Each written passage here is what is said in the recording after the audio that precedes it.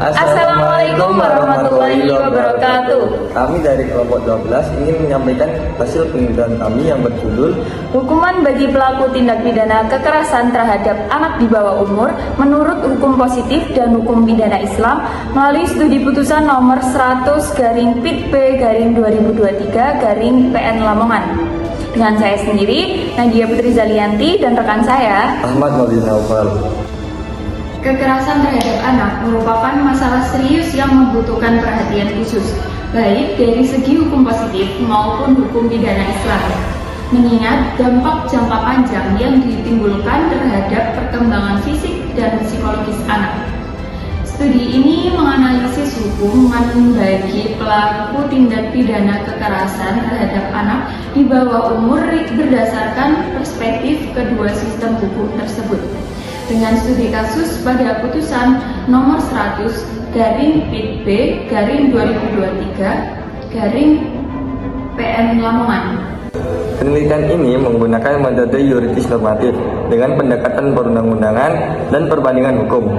Data dikumpulkan melalui studi kepustakaan yang mencakup literatur hukum, jurnal ilmiah, dan dokumen resmi lainnya. Analisis dilakukan dengan mengkaji persamaan dan perbedaan dalam penerapan hukuman antara kedua sistem hukum tersebut, serta bagaimana prinsip-prinsip dasar masing-masing hukum mempengaruhi keputusan hukuman. Positif Indonesia yang diatur dalam Undang-Undang Perlindungan Anak dan Kitab Undang-Undang Hukum Pidana atau KUHP memberikan berbagai jenis sanksi bagi pelaku kekerasan terhadap anak, termasuk hukuman penjara dan denda. Pelaku tindak pidana kekerasan terhadap anak diatur dalam Undang-Undang Perlindungan Anak yang menetapkan sanksi berat bagi pelaku kekerasan dengan tujuan memberikan perlindungan maksimal kepada anak-anak. Putusan Pengadilan Negeri Lamongan nomor 100/B/2023/PN Lamongan memberikan gambaran mengenai penerapan hukuman tersebut, di mana pelaku dijatuhi hukuman penjara yang signifikan sebagai upaya untuk menegakkan keadilan dan memberikan efek jerah. Di sisi lain, hukum pidana Islam juga memiliki ketentuan tersendiri terkait pelanggaran terhadap anak, yang menekankan pada keadilan, keseimbangan, dan upaya pemulihan korban. Hukum pidana Islam menganggap kekerasan terhadap anak sebagai pelanggaran serius yang merusak moral dan tatanan sosial.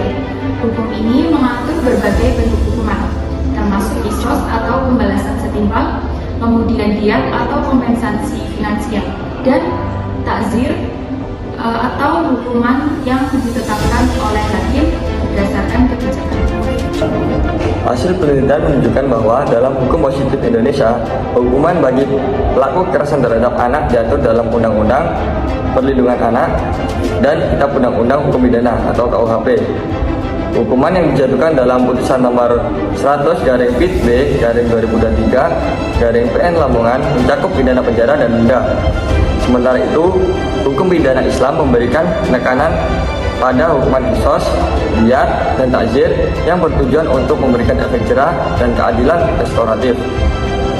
Meskipun terdapat perbedaan signifikan dalam bentuk dan prosedur hukuman, baik hukum positif Indonesia maupun hukum pidana Islam memiliki tujuan yang sama, yaitu melindungi anak sebagai generasi penerus bangsa dan menegakkan keadilan bagi korban. Penelitian ini juga menggarisbawahi pentingnya kolaborasi antara berbagai sistem hukum dan budaya untuk meningkatkan efektivitas perlindungan anak dan menegakkan hukum.